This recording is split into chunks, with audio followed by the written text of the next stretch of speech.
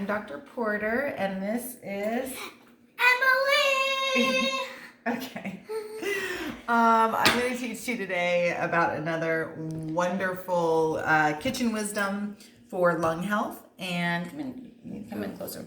For lung health. And so it's onion cough syrup. It is an old favorite. Cough syrup? And it smells just fine. But it also, similar to the garlic, has a substance called allicin. And it helps to thin mucus out. It's antiviral. It stimulates the immune system in the whole respiratory tract. And it's very tasty, as in full of taste. So what we do is we cut an onion. And you can get it into the little circles. You put them in the bowl.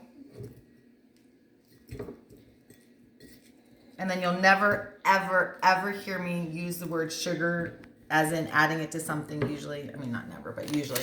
But in this case, you literally pour a mound of sugar over the onion. Like that. And then you let it sit for about 6 hours. I did this one yesterday morning, and by last night, you see all this liquid in there.